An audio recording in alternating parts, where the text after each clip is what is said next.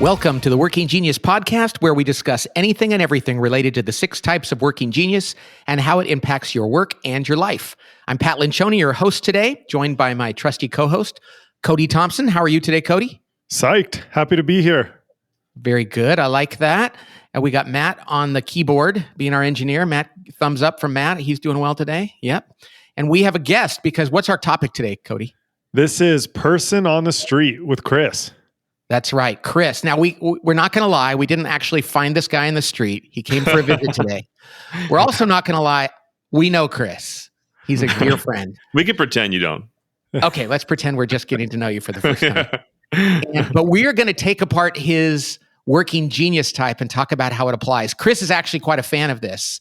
So that's what we're going to do today. We're going to talk to Chris about his working genius. And he has the unique description, or the unique distinction, I should say, of being a widget. Mm-hmm. W-I are his geniuses. D-G are his working competencies. And E and T are his working frustrations. So welcome to the podcast, Mr. Widget. Brother, it's good to be with you. Yeah, it's great Always to have is. you. And you make my favorite podcast in the world. And I listen to lots of podcasts, but man, you guys get to the point, and there's banter that's always tying into the point you're making. It's just, you nail it. So, well, that's very kind of you to say. That shows you don't have discernment. So we can get into that later. Your competency. Yeah. Well, it's Matt's job that I couldn't stand doing.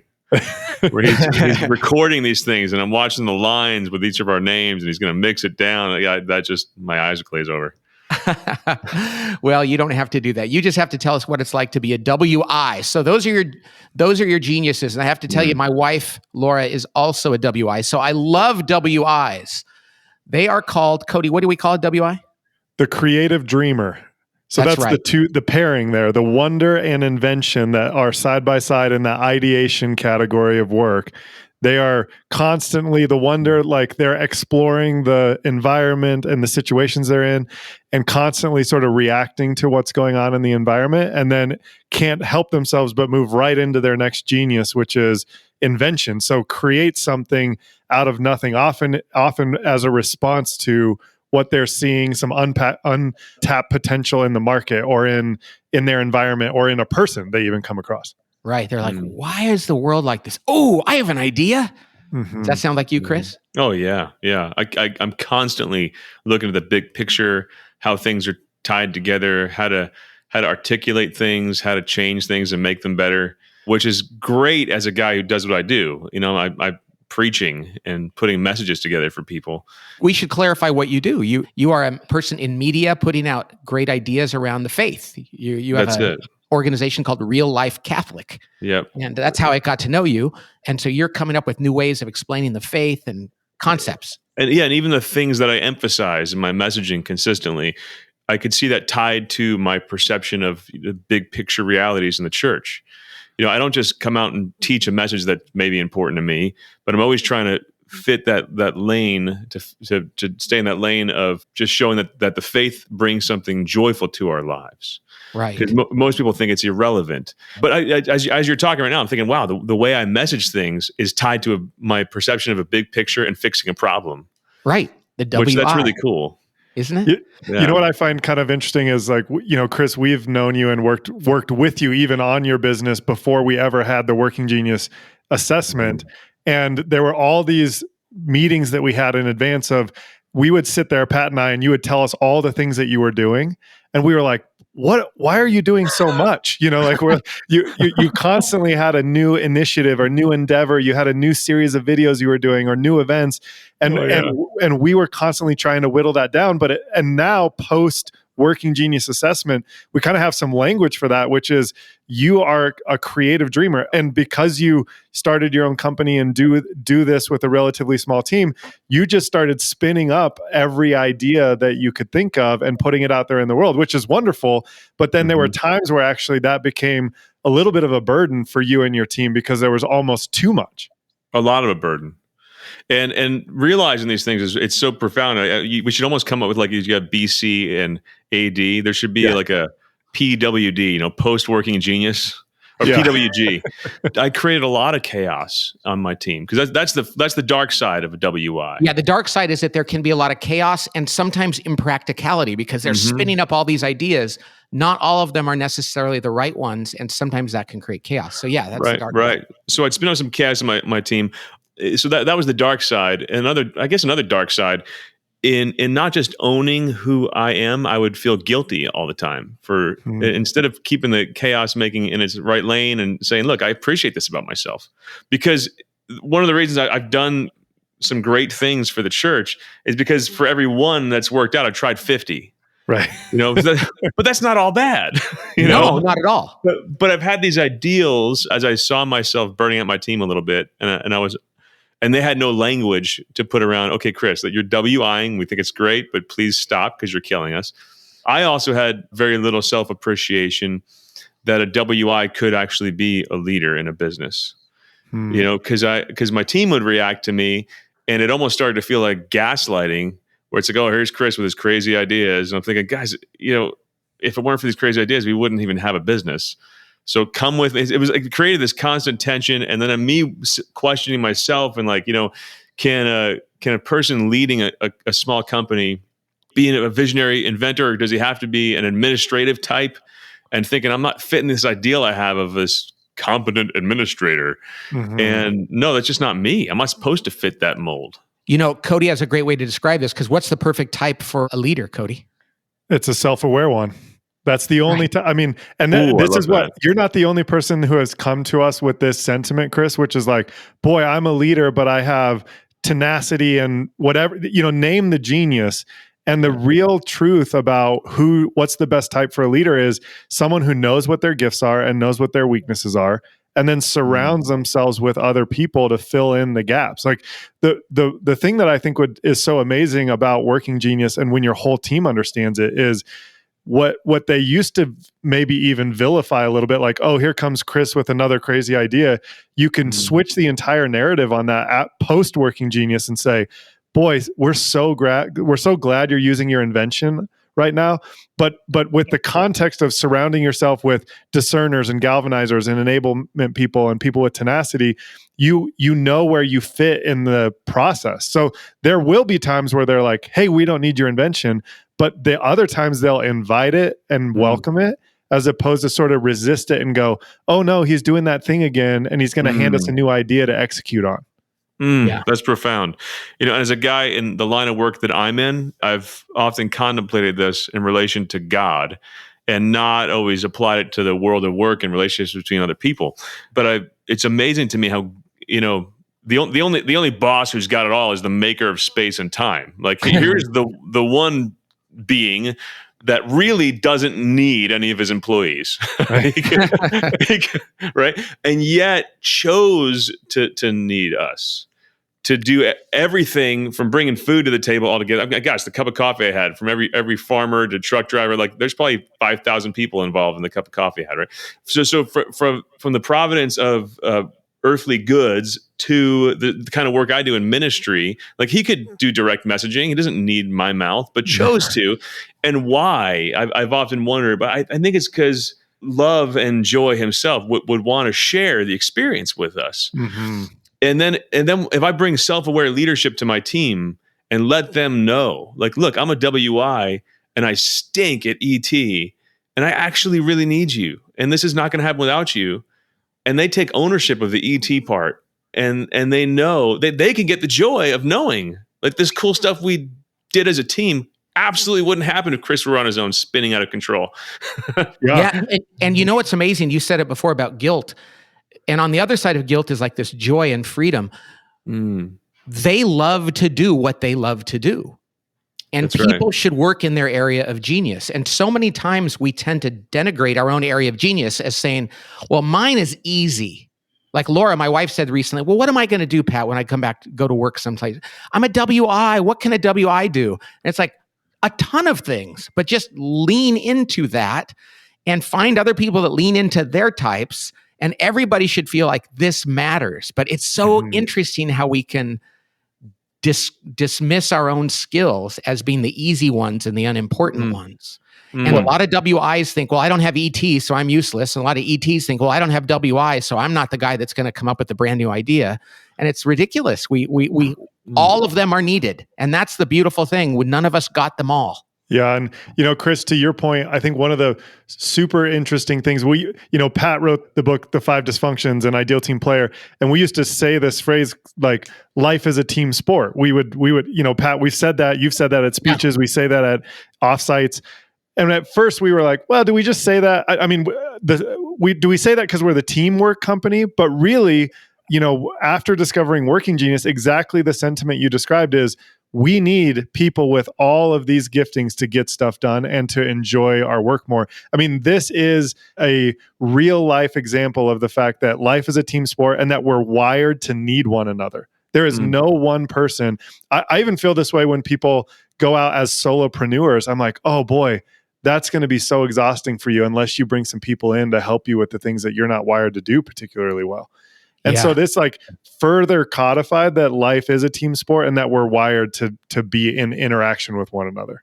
I remember when we started this company, my dad, who came from that post-World War II Depression era mentality, when I said, I'm going to leave my stable company and start one of my own, he said, okay. He was kind of nervous. And then I said, and I'm bringing 4 people with me. And he said, no, don't do that. Go out on your own by yourself. And then when you start to make enough money to pay for other people, then you should bring them on. And God rest his soul, I said, Dad, if I don't bring them on now, I'm never going to be successful because I'm not that good at everything. And we didn't have Working Genius then, but now I look back at the people that started it with us and how they filled in my gaps, and I did that for them. And life really, really, truly is a team sport. It's the joy of humility, man. To not only be okay with, but to be happier because I realize that I can't do I can't do it all by myself. Totally. I can't play first, second, and third base. Well, that, and when you use that word humility, I mean, when I think about the makeup of your team, and your team's changed since the last time we talked, so this is like new, but if I were thinking about you as the founder, as a WI, the advice I would give is like, boy, you need to have a really humble relationship with a discerner on your team. Humble inventors that can bring their ideas before a discerner and say, tell me which of these are good or are going to meet the market the way that we want. And there's no ego there, and it's not anyone trying to jockey for position, but it really is about refining, evaluating the best ideas. If the person on your team who can do that for you, it's going to allow you to do fewer, better things rather than implement every wonder invention idea that you come up with. But if you have that mutual humility to say, hey, we have 10 ideas. And I say this, I work with Bo, who's an inventor galvanizer.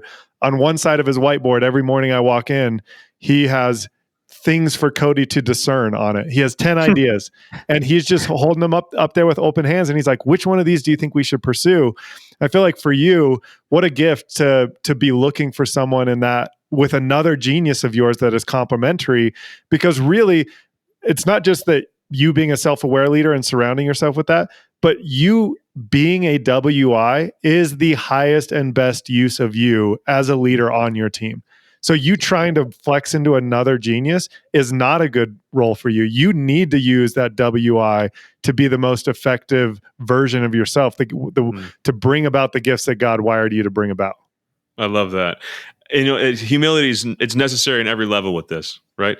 Not only for the leader who's the WI, but for the person who's a strong ET or discerner to not, and then this is a tendency in all workplaces. I think it's part of human nature to tribalize and to overthrow the one in charge. There's something about, there's a human survival mechanism built into the us, them experience. And for folks, who work for a boss who's maybe a WI, to not give in to the judgment of, well, he's going to be he'd probably be a horrible administrative type. Mm-hmm. That's perfectly fine. Have the joy of stepping up and saying, yeah, I'm not the boss, but I'm better at this, and let's work together. For that boss not to burn your people out and to realize that if you're not careful with that fire, that gift of fire and creativity, you're gonna kill your team. But it takes humility on every level for this, or frankly for anything to work. Yeah, and the humility to lead, the humility to follow, and the humility, even when you're not the leader, there's moments where you have to stand up and lead. Things are going to happen in your organization, Chris, when they get closer to implementation, and you're going to get in the back seat and go, "You drive." Yeah. Mm-hmm. And you know, and it's great to own that. It's great to say that's okay. That's okay. I don't have to be involved in that level that's going to make me go home tired after work, because it's not my zone. It's not what energizes me. And my people don't want me there. Yeah. But seeing all this, man, we hire for working genius types now. I mean, it's kind of strange, because before you even have an interview and you give someone the working genius, they kind of sense like, oh my gosh, I might get written out of this entire process because of something I can't even control. Like, it's a little, it could create a little discomfort. But when they realize where you're coming from, it's like, you wouldn't have been happy there anyway. Trust me. And the point is actually not to write people out of discomfort, like based on something they can't control. The point is actually to put someone in a job that they're going to love and be uniquely gifted at. And so that is like the biggest gift you can give someone, because without that, you take someone who you don't know what their working genius is, you plug them in to do the thing that you want them to do, and they're not wired that way. And so I think that's why there's so much dissatisfaction, turnover, low morale. It could be as simple as there are a lot of people that are in the wrong seats. And if they were just given the gift of understanding their own genius and moving, sort of reshaping their seats to let them spend more time in that area, I think turnover would go down. I think morale would go way up. And you wouldn't have people that are that disgruntled in the workplace. You know, I think it's interesting. Chris just mentioned this idea of using it for hiring, and you know, depending on what state you live in and what's going on around you, people are like, "Oh, you can't do that." But here's the beauty of it. What you're trying to do is you're trying to match that person with something that's going to give them joy and success and satisfaction. But there are times when you're going to find out what working genius a person is and say, "I want them in my organization so badly that I am going to actually change the nature of the role to fit them." Yep. Right. So it's not that I'm like gonna just boot you out. Now, sometimes you have a small company, you just don't have a role that fits their personality. It's a heck of a lot better to be able to say, "Man, I would love to hire you, Fred or Mary." Oh, you actually have a Mary, but I was put it Fred and Mary generic name. We're not talking about you, Mary, but I don't have a role for you here. But if one comes up, but I'm going to help you find a job that suits your gifts. So this isn't just about analyzing somebody to bring them in or take them out. It's about understanding them to give them the best chance for success. That's right. Yeah. But I'll tell you, for me, as a WI, I didn't even want to spend time face-to-face interviewing someone who wasn't a high T to be my support that could hold me up. And yet I hear you, man. When you start encountering awesome people who is like, well, I just want them on my team. If you got the budget for it, you'll make something to fit that person. I think this is one of the beauties of working genius. As a guy who's in ministry, I've never seen a working application that so closely fits Christian principles of the workplace. It's supposed to be about the human person. You know, the way a business or organization is structured is supposed to be about the people and not just the widgets that are being churned out. Hey, I just used the word widget. I am a widget, right? No pun intended.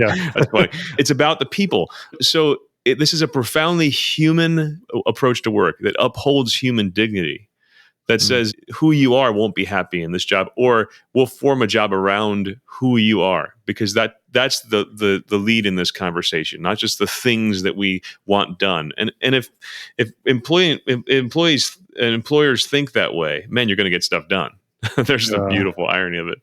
It changes everything. I love that. Human dignity. It's what we're really all about. Yeah. Hey, Chris, thanks for being the man on the street today, or woman you're not a woman, but if we have a man or woman on the street, we just person on the street. We don't just have one kind. So we really appreciate you being here today. And this is so much fun to talk about. Yeah, all right. It's a gift being with you guys. All righty. Yeah, thanks for joining us, everybody, on the Working Genius podcast. We'll look forward to talking to you next time. God bless.